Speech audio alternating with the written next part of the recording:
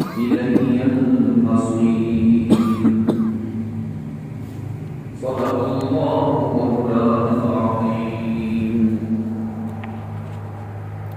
وقال رسول الله صلى الله عليه وسلم: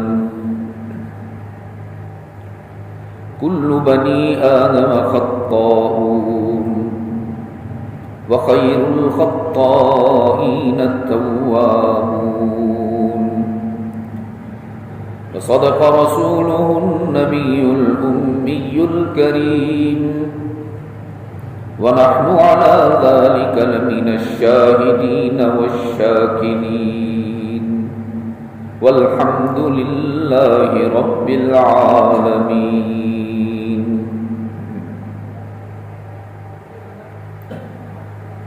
قرآن کریم کے 21ویں پارہ میں موجود سورہ لقمان کے دوسرے رکوع سے 2 آیات مبارکہ کی تلاوت اور سماعت کی سعادت ہم نے حاصل کی ہے، جس میں حق تعالی نے معاشرتی اور انسانی قدروں پر مشتمل کچھ رہنما اصول اور قوانین ارشاد فرمائے ہیں۔ ہر دور میں ان کی ضرورت ہوا کرتی ہے ایک اچھے معاشرے کی تشکیل کے لیے، لیکن عصر حاضر میں سمجھتا ہوں کہ قرآن کریم کے اس رکوع کی تلاوت، اس کا فہم اور اس کی تفہیم کو ہر گھر میں زندہ ہونا چاہیے۔ سیدنا لقمان علیہ السلام، جن کو اللہ نے حکمت عطا فرمائی تھی اور قرآن کریم نے ان کا لقب رکھا ہے حکیم، اور یہ وہ حکمت نہیں تھی عزیز دوستو جو آج کل کے دور میں ہے۔ ادویات والی، علاج والی، صفوف ہوتے ہیں، کیپسولز ہوتے ہیں، یہ وہ حکمت نہیں ہے۔ یہ وہ حکمت ہے جس کے بارے میں حضور اکرم صلی اللہ علیہ وسلم نے فرمایا تھا: من یؤت الحکمت فقد اوتی خیرا کثیرا۔ جس کو اللہ نے حکمت، دانائی، دانش مندی عطا فرما دی، گویا اللہ نے اس کو سارے عالم کی بھلائیاں عطا فرمائی۔ اور اگر ہم اس کو آسان الفاظ میں سمجھنے کی کوشش کریں تو حکمت کہا جاتا ہے اپنے علم پر عمل کرنے کو۔ اللہ کے احکامات کا علم ہے ہمیں، اس میں کوئی شک نہیں، لیکن جب اس علم پر عمل شروع ہو جائے تو وہ اللہ کی نظر میں حکیم بن جاتا ہے، دانا بن جاتا ہے، عقل مند بن جاتا ہے۔ تو قرآن کریم میں اللہ نے لقمان کو حکیم کہا ہے، اور حضرت لقمان بچپن سے ہی دانائی کی باتیں کیا کرتے تھے، جس کی وجہ سے بادشاہ وقت ان کو اپنا مقرب بنا کے رکھتا تھا۔ 10-12 سال کی عمر میں ہی وہ ان کو اپنے تخت کے قریب بٹھاتا تھا اور ہر اہم فیصلے میں ان کی رائے کو شامل کیا کرتا تھا۔ 10-12 سال کا بچہ۔ باقی تمام درباری، آج کی زبان میں وزراء کہہ لیں، کابینہ کہہ لیں، وہ اپنے دل میں بڑا حسد محسوس کیا کرتے تھے لقمان کے لیے کہ یہ چھوٹا سا بچہ ہو کر بادشاہ کے اتنا قریب ہو گیا. تو ان کی نگاہوں میں ہر وقت حقارت ہوتی تھی، ان کی نگاہوں میں ہر وقت سوال ہوتا تھا کہ ہمارے پاس تجربہ زیادہ ہے، ہمارے پاس علوم زیادہ ہیں، ہمارے پاس مال و دولت کی کثرت ہے، ہمارے پاس مقام بلند ہے، بادشاہ ہمیں اتنا قریب نہیں کرتا جتنا اس 10-12 سال کے بچے کو قریب کرتا ہے. بادشاہ ان کی نگاہوں کو پڑھتا تھا، اس سوال کو سمجھتا تھا، لیکن کسی مناسب موقع کے انتظار میں تھا کہ میں ان کو جواب دوں. ایک روز دور دراز کے علاقے سے ایک شخص بادشاہ کی خدمت میں حاضر ہوا اور کہنے لگا کہ میں اپنے علاقے کا ایک پھل لے کر آیا ہوں، ایک فروٹ لے کر آیا ہوں آپ کی خدمت میں پیش کرنے کے لیے. وہ ہے تو بہت کڑوا، اتنا کڑوا ہے کہ اس کی کڑواہٹ کو برداشت کرنا بھی مشکل ہے، مگر اس کی تاثیر اتنی عمدہ ہے، اس کی خصوصیت یہ ہے کہ وہ آپ کے تمام خون کو صاف کر دیتا ہے اور علالتوں اور بیماریوں سے آپ کو نجات دے دیتا ہے. تو بادشاہ نے حکم دیا کہ اس پھل کو یہیں دربار میں کاٹا جائے اور اس کی پاشیں بنا لی جائیں، یعنی ٹکڑے کر لیے جائیں، اور بادشاہ کی خدمت میں بھی پیش کیا جائے، درباریوں کی خدمت میں بھی پیش کیا جائے. جتنے اس وقت دربار میں افراد موجود تھے ان سب کی خدمت میں وہ پھل پیش کیا جائے. چنانچہ اس پھل کو کاٹ کے اس کے ٹکڑے کر کے سب کی خدمت میں پیش کیا گیا. لیکن عزیز دوستو، وہ پھل اتنا کڑوا تھا، جیسے ہی اس کو منہ میں رکھا گیا کوئی شخص اس کی کڑواہٹ کو برداشت نہ کر سکا. کسی نے تھوک دیا، کوئی باہر چلا گیا، کوئی پانی کی تلاش میں اٹھ گیا. خود بادشاہ سلامت بھی تخت پر بیٹھے نہ رہ سکے اور اٹھ کر اندر زنان خانے کی طرف چلے گئے تھوکنے کے لیے اور پانی استعمال کرنے کے لیے. اتنا کڑوا پھل تھا.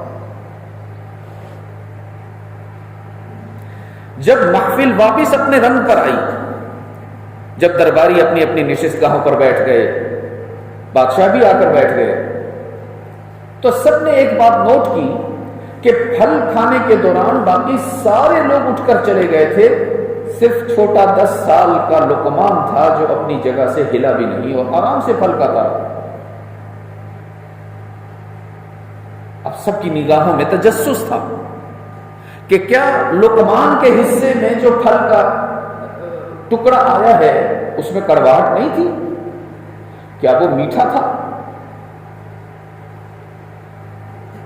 بادشاہ نے درباریوں کی نگاہوں میں موجود سوال کو بھانپ لیا اور لقمان سے کہا، لقمان، پھل اتنا کڑوا تھا، ہم سے برداشت نہ ہو سکا، کیا آپ کے حصے میں جو فروٹ آیا ہے یہ کڑوا نہیں تھا؟ لقمان نے کہا کہ بادشاہ سلامت، بہت کڑوا پھل تھا، بہت ہی کڑوا پھل تھا، اور آپ لوگ تو سب عمر میں زیادہ ہو، آپ کے لیے کڑواہٹ اتنی زیادہ نہیں تھی، میں تو چھوٹا بچہ ہوں، مجھے تو اور زیادہ کڑوا لگا. تو بادشاہ نے کہا، لقمان، جب پھل اتنا کڑوا تھا تو آپ نے تھوک کیوں نہ دیا؟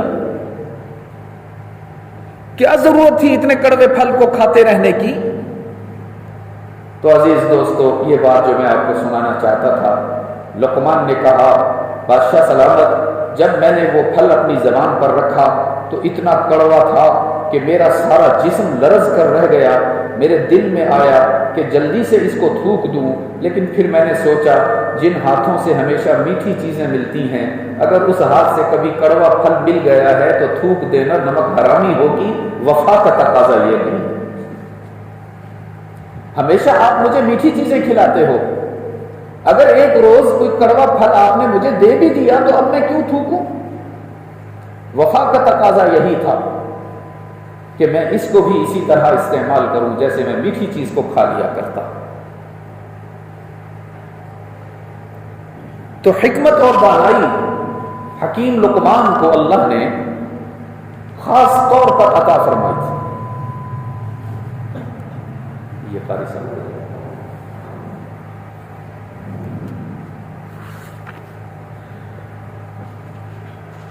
بعض حضرات کہتے ہیں، بلکہ میں نے حضرت وہب ابن منبہ رضی اللہ تعالی عنہ تابعی ہیں رحمۃ اللہ علیہ، ان کا یہ قول پڑھا ہے کہ وہ فرماتے ہیں حکیم لقمان سے جو حکمت کی باتیں آئی ہیں ہم تک، ان کو جمع کیا جائے تو 10,000 ابواب پر مشتمل گفتگو بنے۔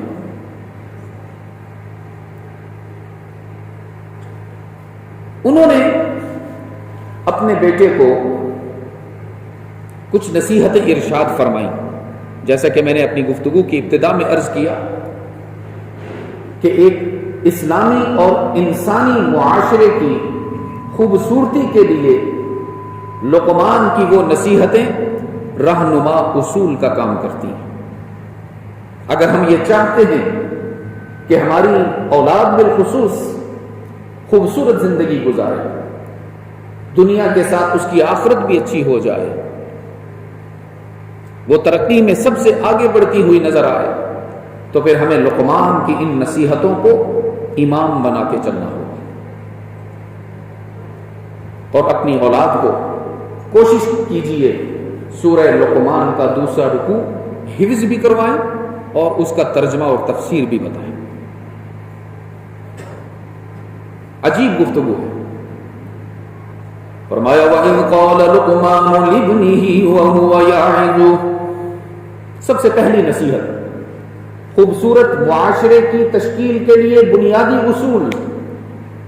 وَإِذْ قَالَ لُقْمَانُ لِابْنِهِ وَهُوَ يَعِظُهُ، آئیے میرے محبوب آپ کے ذریعے آپ کی امت کو پیغام دینا چاہتا ہوں کہ جب لقمان نے اپنے معصوم بیٹے کو اپنے قریب بٹھا کر بڑے پیار سے اس کو کچھ باتیں سمجھائیں، پیار سے، گالم گلوچ کر کے نہیں، وَهُوَ يَعِظُهُ، اس کی فلاح، اس کی کامیابی، اس کی اصلاح اور اس کی تربیت کو مد نظر رکھتے ہوئے لقمان نے محبت اور پیار سے، شفقت سے بیٹے کو یہ باتیں سمجھائی ہیں۔ تو قرآن کریم کا طرز استدلال ہمیں بتا رہا ہے کہ بچوں کو پیار دینا چاہیے، ہر وقت ڈانٹ ڈپٹ، ہر وقت جھڑکنا، ہر وقت مارنا، تانے دینا، اس سے اولاد آپ کے قریب نہیں آتی، آپ سے دور ہو جاتی۔ وَهُوَ يَعِظُ کا لفظ بتا رہا، فرمایا وَإِذْ قَالَ لُقْمَانُ لِابْنِهِ وَهُوَ يَعِظُهُ، جناب لقمان نے اپنے فرزند کو، اپنے لخت جگر کو سامنے بٹھا کر خوبصورت گفتگو ارشاد فرمائی۔ فرمایا یا بنی لا تشرک باللہ، میرے پیارے بیٹے، یا بنی، ایک ایک لفظ میں محبت کا سمندر لہریں مار رہا ہے، ایک ایک لفظ میں، اے میرے بیٹے، اے فلاں، او نادان، ارے بے وقوف ہیں جی، اور جو ہمارے ہاں گالیاں مشہور ہیں اپنی اولاد کو دینے کے لیے۔ فرمایا یا بنیا، اے میرے دل کے ٹکڑے، اے میرے لخت جگر، اے میری آنکھوں کے نور، اے میرے دل کے سرور، بیٹا جان، لا تشرک باللہ، دارین کی سعادت کے لیے، دنیا و آخرت کی خوبصورتی کے لیے تمہیں سب سے بنیادی اصول بتانا چاہتا ہوں کہ اللہ کی ذات، اس کی صفات، اس کی عبادت، اس کی وحدانیت، اس کی قدرت، اس کی طاقت میں، اس کی مخلوقات میں سے کسی کو شریک نہ بنانا۔ میں نے تمہارے لیے محلات نہیں بنائے، میں نے سونے چاندی کے ڈھیر نہیں لگائے، ہیرے جواہرات اکٹھے نہیں کیے، دراہیم اور دنانیر اکٹھے نہیں کیے، میرے فرزند، میں نے تمہارے لیے ایک خوبصورت اصول بیان کیا ہے، اگر تم اس اصول سے وفا کر لو، سارے عالم کی دولت تمہارے قدموں میں رکھی ہوگی۔ لا تشرک باللہ، اللہ کے حق کے عبادت میں کسی کو شریک نہ ٹھہرانا، سجدہ بھی اسی کا، قیام بھی اسی کے سامنے، رکوع بھی اسی کے لیے، نماز بھی اسی کے لیے، حج بھی اسی کے لیے، اور یہی تربیت اللہ نے محمد مصطفیٰ کی فرمائی صلی اللہ علیہ وسلم، یہی تربیت اللہ نے رحمت عالم کی فرمائی کہ میرے محبوب کہتے رہا کرو ان صلاتی و نسکی و محیای و مماتی للہ رب العالمین، میری نماز بھی اللہ کے لیے، میری قربانیاں بھی اللہ کے لیے، میرا جینا میرا مرنا بھی اللہ کے لیے۔ لقمان نے اپنے بیٹے کو پہلی بنیاد سمجھاتے ہوئے فرمایا لا تشرک باللہ ان الشرک لظلم عظیم، خیال رکھنا ظلم نہ کرنا اللہ پر۔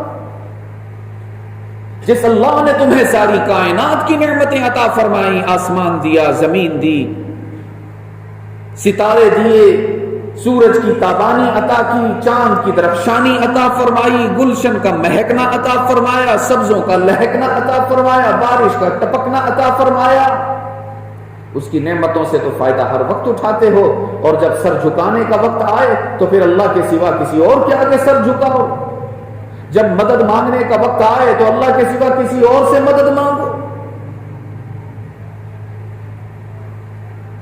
ایک اور مقام پہ فرمایا یا ایھا الناس، اے ساری دنیا کے انسانوں، تم امیر ہو یا غریب، تم بادشاہ ہو یا فقیر، تم مریض ہو یا تندرست، تم کالے ہو یا گورے، تم عربی ہو یا عجمی، تم بوڑھے ہو یا جوان، تم مرد ہو یا عورت، انتم الفقراء الی اللہ، تم سب کے سب اللہ کے در کے فقیر ہو، اور اللہ ہے جو تمہاری جھولیاں بھرتا ہے، کسی اور کی یہ قدرت نہیں، کسی اور کے پاس یہ طاقت نہیں۔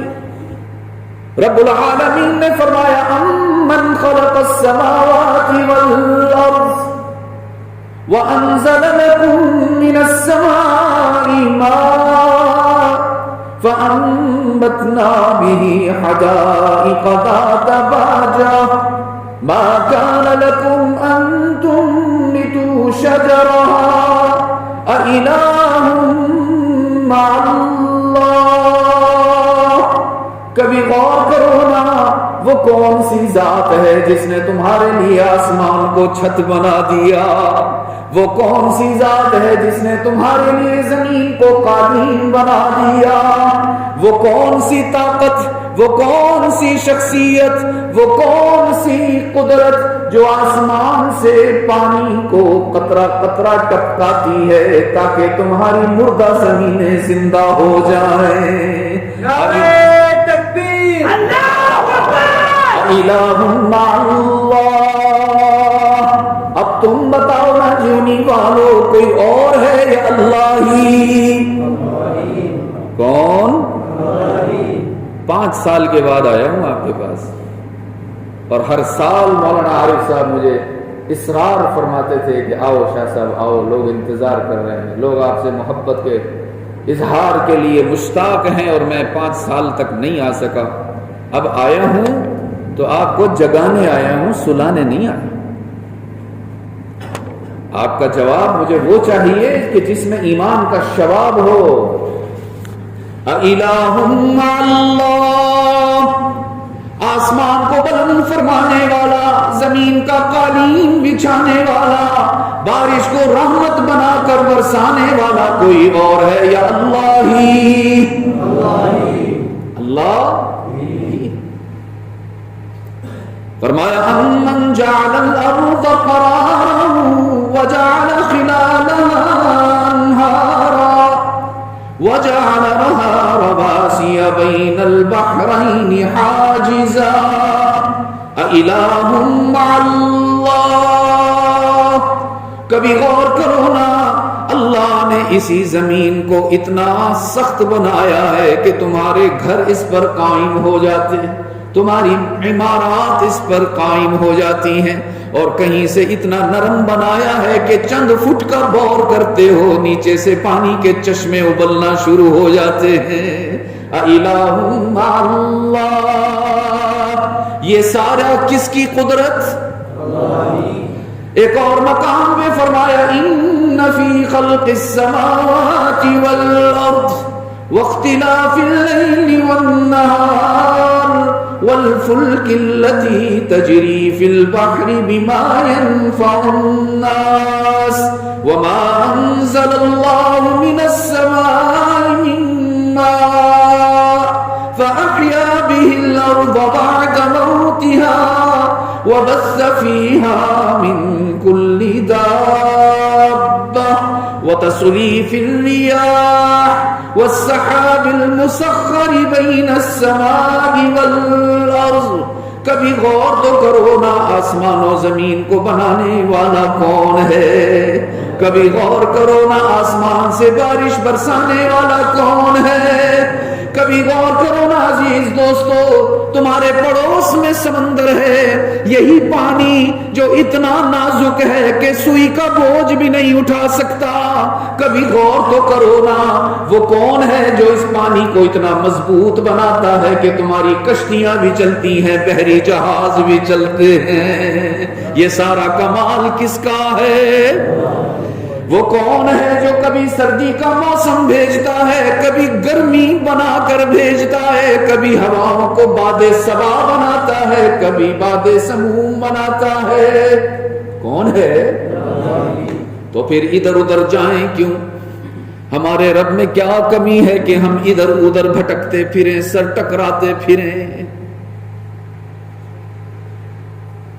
سب سے پہلی نصیحت سیدنا لقمان علیہ السلام کی اپنے بچے کو تھی، لا تشرک باللہ، اور یہی نصیحت رحمت عالم صلی اللہ علیہ وسلم نے اس امت کو کی تھی، لا تشرک باللہ ان قتلت او حرقت او صلبت۔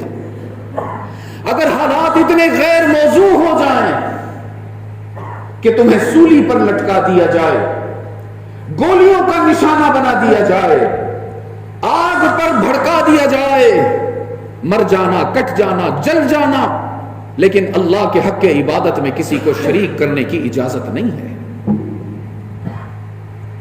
اللہ کو لقمان کی یہ نصیحت اتنی پسند آئی کہ حق تعالی نے ان نصیحتوں میں اپنی بات کا اضافہ فرمایا۔ رب العالمین نے فرمایا وَوَصَّيْنَا الْإِنسَانَ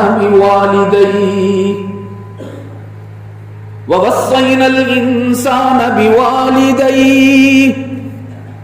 یاد رکھنا عزیز دوستو، حقوق اللہ میں اللہ کی ذات میں کسی کو شریک ٹھہرانے کی اجازت نہیں، اور حقوق العباد میں ماں باپ کا دل دکھانے کی اجازت نہیں۔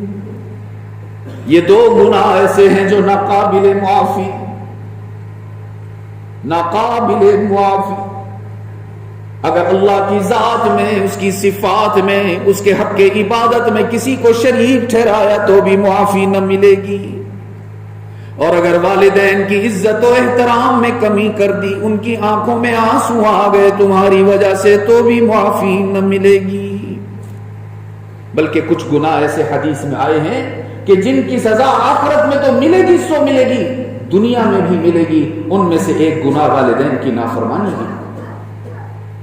اگر ہم نے اپنے والدین کا دل دکھایا، اگر ہم ان کی آنکھوں میں آنسو لانے کی وجہ بنے، اگر ہم نے ان کی عزت اور احترام میں کمی کر دی، تو یاد رکھنا ہماری اولاد بھی ہمیں وہ جوتے لگائے گی کہ پھر ماں باپ کو روتے روتے یاد کرے۔ 7 جگہ قرآن کریم میں ایسی آئی ہیں عزیز دوستو۔ کتنی جی؟ آپ لوگ 7 کو کیا کہتے ہیں؟ ہفت۔ ہاں اچھا، فارسی ہے، اچھا ہاں ہاں۔ 7 جگہ قرآن کریم میں ایسی ہیں جہاں اللہ نے اپنی وحدانیت کے ساتھ والدین کی ربوبیت کا ذکر فرمایا ہے،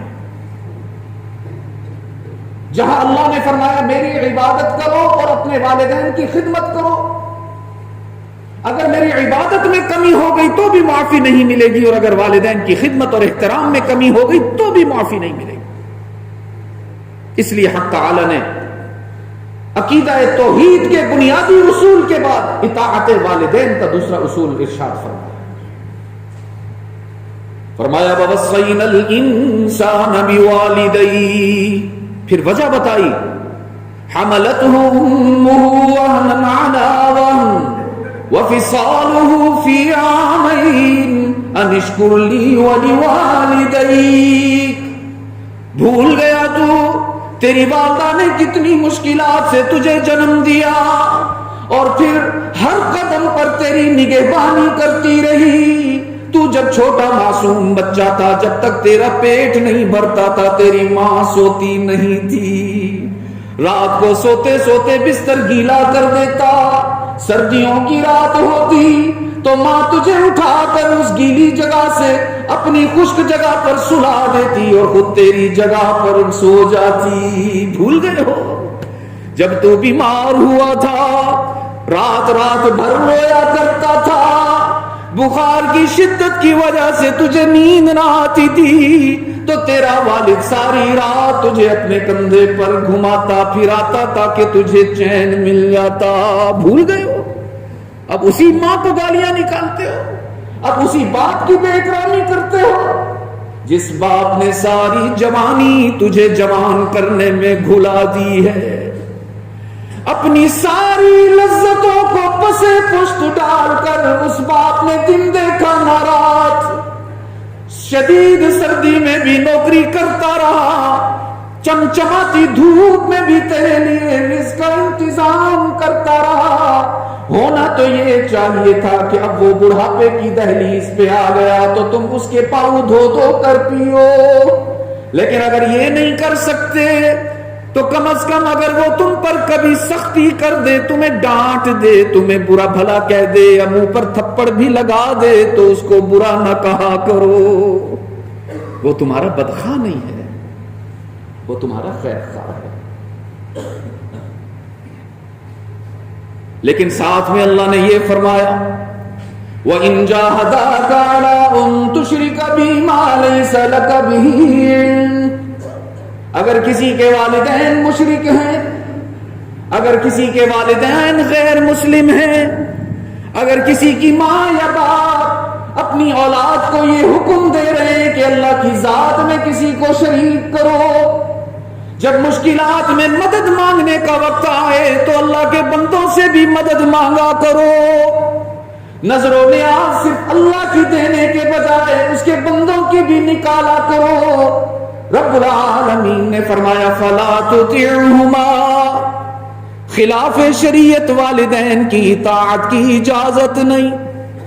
خلاف شریعت اگر کوئی حکم دے رہے تو ہرگز اجازت نہیں ان کی بات ماننے کے لیے، اس لیے کہ والدین اس قابل نہیں کہ ان کی غلط بات کو مانا جائے، بلکہ اللہ اس قابل ہے کہ اس کی حق بات کو مان لیا جائے۔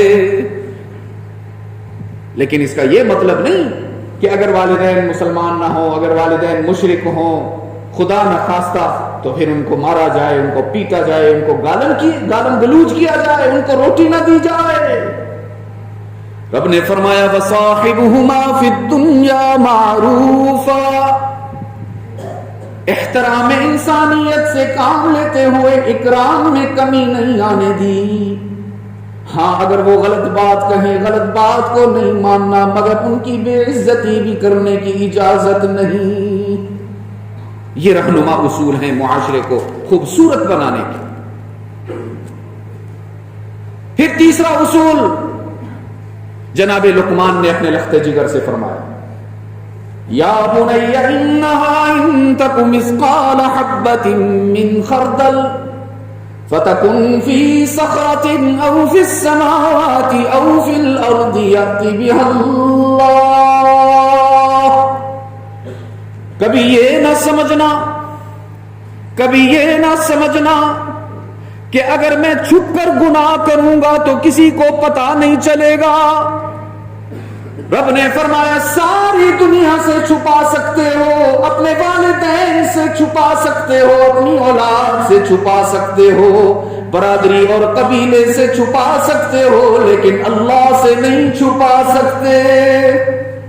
ہزار پردوں میں چھپ کر کوئی غلط بات کرو گے، حق تعالی کے سامنے اسی طرح ہے جیسے ظاہر ہے، واضح ہے، اظہر من الشمس ہے۔ اس غلط فہمی کو دل سے نکال دیجئے عزیز دوستو، کہ اگر ہم چھپ کر کچھ کریں گے تو کسی کو پتہ نہیں چلے گا، برائی ہو یا اچھائی ہو اللہ سے نہیں چھپا سکتے ہو۔ اور یاد رکھنا اللہ نے ضابطہ رکھا ہے کہ اچھائی ہزار پردوں میں چھپا کے کی جائے اللہ اس کی خوشبو کو ظاہر فرما دیتا ہے، اسی طرح برائی ہزار پردوں میں چھپا کر کی جائے اللہ اس کی بدبو کو ظاہر فرما دیتے ہیں۔ پھر چوتھا اصول بیان فرمایا یا بنی اقیم الصلاۃ، یا بنی اقیم الصلاۃ وأمر بالمعروف وانہ عن المنکر واصبر علی ما اصابک ان ذلک لمن عزم الامور۔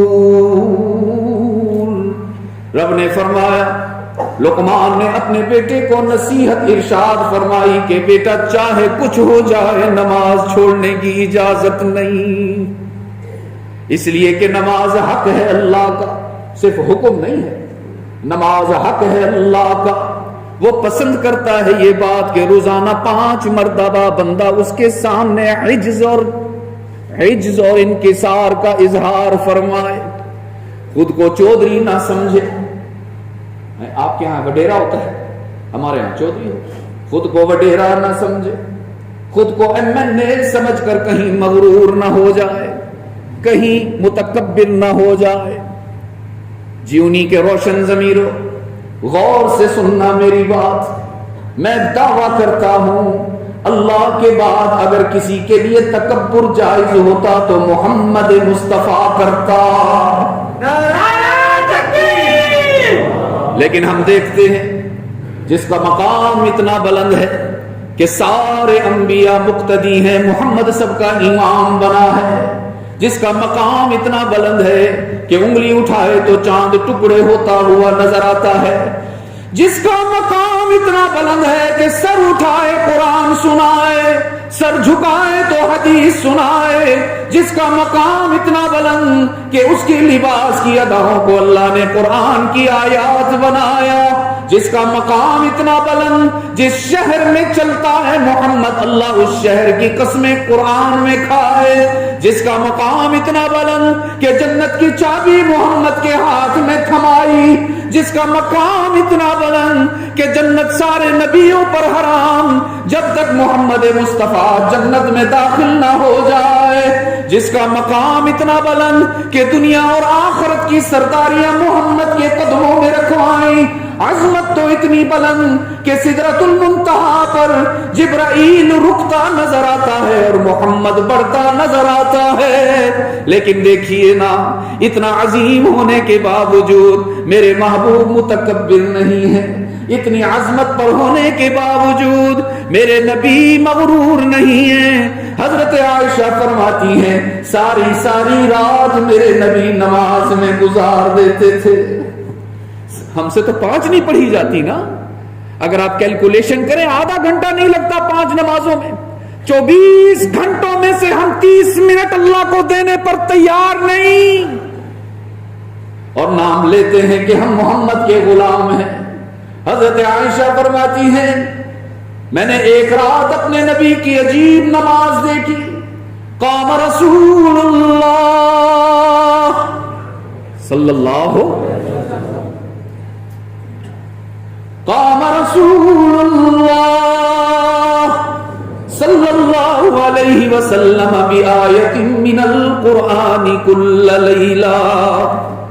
حضرت عائشہ فرماتی ہیں ایک رات میں نے دیکھا میرے آقا نے نماز کی نیت باندھ لی، رات نے گزرنا شروع کیا، میرے آقا نے قرآن پڑھنا شروع کیا، رات نے سوچا میں طویل ہوں آج محمد کو ہراؤں گی، اندھیروں نے سوچا ہم گیر ہیں، محمد کو تھکائیں گے۔ سیدہ عائشہ فرماتی ہیں رات بھی ہار گئی، اندھیرے بھی ہار گئے، میرے آقا جیت گئے۔ ساری رات نماز میں گزاری، اور جیونی والوں ساری رات میرے آقا نے سجدہ نہیں فرمایا، تمام رات رکوع نہیں فرمایا، ساری رات قیام میں گزار دی، اتنا طویل قیام حتی تورمت قدما، ان کے پاؤں بھی متورم، ان کی پنڈلیاں بھی سوج گئیں، ان کی ایڑیاں بھی متورم ہو گئی۔ اور سیدہ عائشہ فرماتی ہیں میرے دل میں چاہا میں آج سنوں تو صحیح میرے آقا کیا تلاوت فرما رہے ہیں۔ اتنی لمبی رات ہے، شاید سورہ بقرہ سٹارٹ کی ہوئی ہو، شاید سورہ آل عمران کی تلاوت فرما رہے ہو، شاید سورہ یاسین پڑھ رہے ہو، شاید سورہ رحمان کی تلاوت ہو رہی ہو۔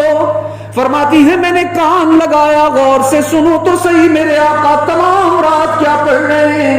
فرماتی ہے میں نے غور کیا تو محمد نے ساری رات بس ایک ہی آیت پڑھتے ہوئے گزاری ہے۔ فرمایا ان تعذبہم فإنہم عبادک، ان تعذبہم فإنہم عبادک وَإِن تَغْفِرْ لَهُمْ فَإِنَّكَ أَنْتَ الْعَزِيزُ الْحَكِيمُ۔